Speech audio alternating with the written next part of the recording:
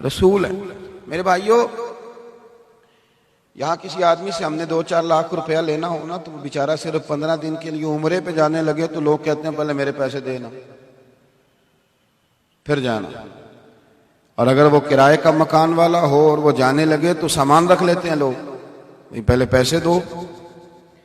लेकिन आप बंदूक लेके उस आदमी को कत्ल करने चले जाएं जिससे आपने पैसे लेने, ये होता नहीं। सारे मक्के के लोग तलवारें लेके आ गए, रात को माज़अल्लाह शहीद करना है, हुजूर को शहीद करना है। ये मेरी बात को खास तवज्जो से सुनिएगा। तो वो जो आए थे ना शहीद करने के लिए, जो ये इरादा लेके आए थे शहीद करना है, उनमें से अक्सर लोग वो थे, अक्सर लोग, यानी 2, 4, 5 नहीं, वो चूंकि हर कबीले का एक आदमी तलवार लेके मंगाया गया था ताकि अगर हुजूर को माज़अल्लाह शहीद किया जाता है तो किसी एक पर इल्जाम ना आए। तो उनमें से अक्सर लोग वो थे जो तलवारें लेके आए थे, पर उनकी अमानतें अभी भी नबी पाक अलैहिस्सलाम के पास पड़ी हुई थी, हाथों में तलवारें। ये जायका महसूस करें दीन का, ये ऐसी चीज आपको नहीं मिलेगी किसी और जगह कि वो तलवारें हाथ में लिए आ गए, लेकिन उनकी अमानतें हुजूर के उजराए नूर में पड़ी हैं। और मेरे नबी पाक अलैहिस्सलाम का भी जरा तरीका मोहब्बत देखिएगा। सरकार ने फरमाया अली मेरे बिस्तर पे सो जाइए।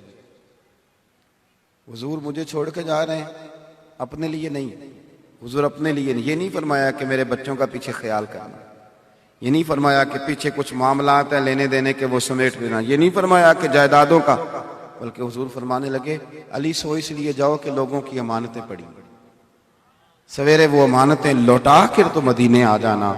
मेरे भाई, MNA का उम्मीदवार तकरीर कर रहा हो, MNA का उम्मीदवार, और उसके वोटर ने, सपोर्टर ने उसकी फोटो वाला कार्ड अपने हाथ यहां चिपकाया हुआ हो, और वो वोटर जो है वो बाहर खड़ा खुशगपियों में मसरूफ हो, तो किसी ने कह दिया कि वो आपका कैंडिडेट तो अंदर तकरीर कर रहा है, सुनते क्यों नहीं?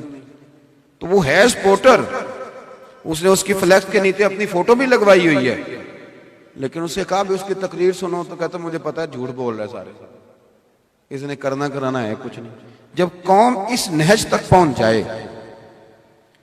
कि वोटर और सपोर्टर भी कहे कि ये झूठे हैं, और जब झूठ इतना आम हो जाए कि बहुत बड़ा लीडर भी बात करके कहे कि वो तो सियासी बयान था, तो कौमों का तो कुछ बनेगा नहीं बनेगा, लेकिन आपकी रूहानी जिंदगी, आपके अखलाकियात, आप अपने आप को कैसे जवाब देंगे? झूठा आदमी तो अपने आप को जवाब नहीं दे पाता, वो तो किस तरह सोता है, वो गलत बात करके वो किस तरह चैन लेता है। अखनस बिन शुरैक अबू सुफियान से, और अबू सुफियान अखनस बिन शुरैक से बातें करने लगे, हिजरत की रात कहने लगे, अबू सुफियान कहने लगे सुना है अखनस तेरे भी पैसे हुजूर के पास पड़े हैं, तो तलवार लेके आ गया तो पैसे तो वसूल कर लेने थे, अगर वो शहीद हो गए तो तेरे पैसे कैसे मिलेंगे? तो अखनस बिन शुरैक बोले, कहने लगे अबू सुफियान ज्यादा बातें ना कर, पता तुझे भी है और खबर मुझे भी है, मानना ना मानना अपनी जगह पे है, पर ये तो तय है ना कि अगर वो शहीद हो भी गए तो हमारी अमानतें जाया नहीं होंगी, हमारी अमानतें हम तक इतना वसूक, और अभी कलमा न पढ़ने वालों को, और यहां आप यकीन करें कि लिख के लगाया हुआ है कैमरे की आंख आपको देख रही है, लेकिन कैमरा भी देखता जा रहा है और करने वाले अपना काम भी। और भाई हमें कैमरों की जरूरत क्यों पड़ी? हम तो उस रब के मानने वाले हैं जिसे ना ऊँग आती है ना नींद आती है, लेकिन इसके बावजूद दयानत वाला मामला, सच वाला मामला सुनिएगा। हजरत अस्मा बिनत अबी बकर सिद्दीक, जनाब सिद्दीक अकबर की बड़ी साहिबजादी, बड़ा मुश्किल होता है जवान बेटी को रात को अकेले में कहीं भेजना, बड़ा मुश्किल होता है, बल्कि बच्ची चली जाए तो बाप वो तो समझता है कि पैरों तले जमीन निकल गई, आसमान छत से उतर गया, बेटी बाहर निकल गई और रात को और अकेली। लेकिन मोहब्बत बड़े बड़े इम्तिहान लेती है। हजरत सिद्दीक अकबर ने जवान बेटी की ड्यूटी लगाई, बेटे मैं गारे सौर में लेके जा रहा हूं नबी पाक को, तो बासी खाना नहीं मिलना चाहिए, मेरा बेटा ताजा खाना पका के। यार जवान बेटियों की भी इस तरह जिम्मेदारियां लगती हैं, इतना दर्द, इतना प्यार। आज जो हाजी जाते हैं ना गारे सौर पे, वो सुबह सुबह जाते हैं और 4-5 जगह चाय पीने का, पानी पीने का बंदोबस्त है, फिर भी हाजी वापस आता है तो बड़ी डींगे मारता है, मैं चला गया था, चढ़ गया था गारे सौर, और रास्ता भी अब बना हुआ है। और उस जमाने में जब कोई रास्ता नहीं और जाना भी रात को है, जब काफिर सो जाएं, जनाब अस्मा फरमाती मैं खाना पकाया करती। एक रात लेके गई, अगले दिन दोपहर के वक्त खाना पका रही थी। मैं मामूली बाप की बेटी नहीं थी, मैं सरदार की बेटी थी। कभी किसी ने आंख उठा के नहीं देखा था, लेकिन फरमाती मैं अंदर खाना पका रही थी, मेरे दरवाजे पे शोर हुआ। बाहर गई तो अबू जहल कई लोगों को लिए खड़ा था। अस्मा कहाँ गए हैं तुम्हारे वालिद नबी पाक सल्लल्लाहु अलैहि वसल्लम को लेके?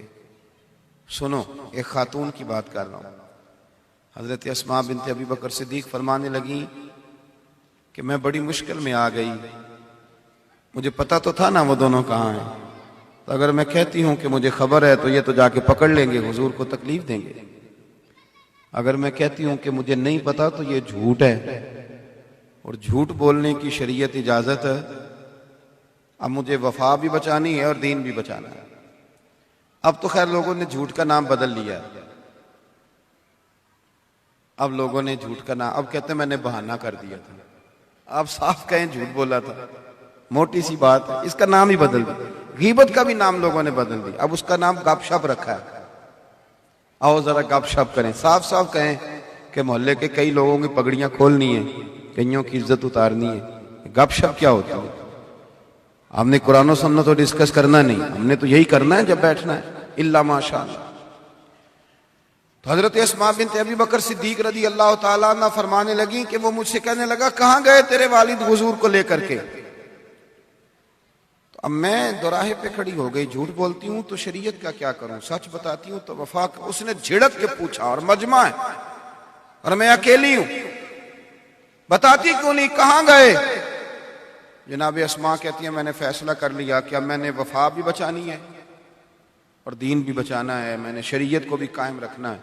जितनी हिम्मत थी मैंने इकट्ठी की, क्योंकि मैं सिद्दीक की बेटी थी, इकट्ठी की। और मैंने कहा अबू जाल सुन, फिर तेरे अंदर जितनी ताकत है तो उतनी लड़ा ले। मुझे पता है वो दोनों कहां हैं, पर मैं तुम्हें बताऊंगी नहीं। मुझे खबर है, पर मैं तुम इधर आ सितमगर हुनर आजमाए, तू तीर आजमा हम जिगर आजमाए। कहा मुझे पता है, पर मैं तुम्हें झूठ नहीं बोल सकती। तो अब जब आदमी हार जाता है ना, तो फिर वो या तो माज़अल्लाह गाली देता है या डंडा चलाता है। तो अबू जाल हार गया, एक खातून के सामने, उनके सच के सामने हार गया। उसने एक थप्पड़ मारा। आप फरमाती कभी किसी ने देखा नहीं था, मेरे अब्बा नाज उठाते थे, जब थप्पड़ मारा तो मैं जमीन पे गिरी, पत्थर मेरे कान से लगा तो बाली थी, कान फट गया। लोगों ने उसको पकड़ा, चलो औरतों के मुंह लगते हो। उसे लोग ले गए, पर मैं उसी हाल में उठी, चेहरे पे कपड़ा लपेटा और मैंने रोटी पकाई, जख्म पे जख्म खा के जी, खूने जिगर के घूंट पी, आह न कर लबों को सी, ये इश्क है कोई दिल लगी नहीं। कहती उसी तरह खाना पकाया। रात तरह मैंने आज और गहरी होने दी। खाना लेके गारे सौर में जब मैं पहुंची तो चिराग जलाया, तो आपको पता है कि बेटी दूर रहती हो तो वो तो टेलीफोन पे ठीक बात ना करे तो अब्बा सो नहीं पाता कि आज सही बोली नहीं, खुदा जाने क्या मामला है। फरमाती है मेरा लिपटा हुआ मुंह देखा तो सिद्दीक अकबर परेशान हो गए, बेटे क्या हुआ? तो मेरे जुमले टूटने लगे। मैं छुपाना तो चाहती थी, पर बाप सामने हो और दुख छुप जाए। कहती है मैंने कहा कुछ नहीं, आप खाना खाइए, देखिए क्या पकाया। कहा नहीं बेटे बताओ हुआ क्या? जनाब अस्मा कहती हैं जब हजरत सिद्दीक अकबर की तशवीश बढ़ी तो हुजूर भी बोले। फरमाया अस्मा बताती क्यों नहीं, क्या हुआ, ये क्यों मुंह छुपाया है? कहती है मैंने जो खोला तो खून फिर बहने लगा। मैंने अर्ज की हुजूर उसने पूछा है मैं क्या करती? आप झूठ को बड़ा नापसंद करते हैं, कैसे कह देती मुझे पता नहीं है, सच बोला है तो थप्पड़ खाया है। कहती हैं वो जब मेरा खून देखा तो अबू बकर सिद्दीक भी रोए, तो हुजूर की आंखों में भी आंसू आए। पर नबी पाक ने जो दुआ फरमाई तो फिर मेरा कलेजा ठंडा हो गया। हुजूर फरमाने लगे ए अल्लाह मैं अबू बकर से राजी हूं, तू भी इससे राजी हो। मैं राजी। मेरे दोस्तों सच के रास्ते में, दयानत के रास्ते में, परहेजगारी के रास्ते में उन लोगों ने इतनी लंबी तकलीफें बर्दाश्त कर ली, लेकिन झूठ का सहारा नहीं लिया। गलत बात कभी उन लोगों की जुबानों पे क्या हो गया? हमारे करीबी हमें कहते हैं कि तू मेरे साथ भी सच नहीं बोलता। वालिद तड़प जाता है, वो कहता है बेटे मैं तेरा बाप, मुझे सच बताया कर। अगर तू कहीं उलझ जाएगा तो तेरे दोस्त नहीं आएंगे, मुझे ही आना है, मुझे ही आगे बढ़ना है, मुझे सही बताया कर। हमने झूठ को इतना आम कर दिया है, गलत बयानी को इतना आम कर दिया है, और लिख कर झूठ बोलते हैं। लिख कर शादी कार्ड पे 2 बजे का टाइम लिखा है दोपहर का, और 4 बजे तक भी शादी तैयार नहीं हो रही। भाई आपने वो तो लिखा था ना, झूठ लिखा था। क्या झूठ लिखा था? मैं अक्सर दोस्तों से कहता हूं, मजहबी लोगों से कहता हूं कि बाद नमाज मगरिब महफिल का क्या माना होता है कि आप बाद नमाज इशा तक उसे ले जाएं? आपसे चंद बातें करनी है, इसका क्या मतलब होता है कि आप वो चंद बातों को इतना खींचें कि वो चंद 100 बातें हो जाएं? ये 2 शेर पढ़ने, तो अगर एक शेर को आप 10 दफा पढ़ेंगे तो फिर कितने शेर हो जाएंगे? सच बोलें, आप दयानत का मुजाहरा करें, आप उम्दा तरीके से अपनी। मेरे पास एक तालिब इल्म पढ़ता था, तो वो मस्जिद वाले ले गए तो कहने लगे ये 1-2 मिनट लेट आता है। मैंने कहा यार मैं इसको समझाता हूँ, और मैंने उनसे कहा कि इमाम के खिलाफ इस तरह की बातें नहीं करनी चाहिए, ये आपका इमाम है। तो वो तो चले गए, तो बच्चे का ख्याल था शायद हजरत ने मेरी हिमायत कर दी। तो मैंने उसे कहा बेटे आप मुसल्ले पे बैठ के कहते हैं कि कल फजर की नमाज 6:20 पे होगी, तो फिर क्या आप झूठ बोलते हैं? फिर 6:22 पे क्यों पढ़ाते हैं? कहा था 6:20 पे होगी, तो फिर 6:20 पे होनी चाहिए। तो जिंदगी में सच बोलें, दयानत का मुजाहरा करें, आप अच्छी बात करें, अच्छे जुमलों के साथ आप अपने वक्त को बिताएं, अच्छा और खूबसूरत जिंदगी में आप रवैया इख्तियार करें। जब आप सच बोलते हैं तो फिर इसका माना यह है कि आप सामने वाले के साथ पूरा वफादार रहना चाहते हैं। जब आप सच बोलते हैं तो फिर बहुत सारी बातें। एक सहाबी थे हजरत हातिम बिन अबी बलता रदी अल्लाह ताला, तो गलती से खत लिख बैठे थे कुरैश मक्का को। सूरह मुमतहिना आप पढ़ेंगे ना 28वें पारे में, तो उसकी तफसीर में आपको वो सारी चीजें मिलेंगी। खत लिख बैठे थे, उनका ख्याल था कि मैं उनके साथ कोई एहसान कर दूं ताकि वो मेरे बाल बच्चों का ख्याल रखें। जब हुजूर ने पूछा कि ये खत आपने लिखा है, तो 2 हरफी बात की, बिल्कुल सच बोला। कहने लगे या रसूल अल्लाह सल्लल्लाहु अलैहि वसल्लम मैंने लिखा है। जब सच बोला तो फिर अल्लाह करीम ने कुरान मजीद नाजिल करके गोया उनकी माफी का ऐलान फरमाया। हजरत काब बिन मालिक रदी अल्लाह ताला अन्हु फरमाते हैं कि मैं एक जंग के मौके पर नहीं जा सका था, बहुत सारे मुनाफिक भी नहीं गए थे। तो जब हुजूर जंग से वापस आए तो मुनाफिकीन ने झूठ बोले। किसी ने कहा मेरी बेटी बीमार थी, किसी ने कहा मैं तकलीफ में था। कहते मेरे भी दिल में ख्याल आया बहाना कर दूं, फिर सोचा किसके सामने करूंगा। वअल्लमका मा लम तकुन तअलम, जिनको अल्लाह ने इल्म के खजानों की कुंजियां दे रखी हैं। कहते मैंने सच कहा हुजूर, सुस्ती हो गई थी, भूल गया था। कहते हैं जो झूठ बोल रहे थे वो बच गए, मैंने सच बोला तो हुजूर नाराज हो गए। फरमाया बीवी बच्चे भी मैके भेज दो, अकेले रहो। सजा मिली, 50 दिन किसी ने कलाम नहीं किया, लेकिन फरमाते हैं फिर पता है मुझे मिला क्या?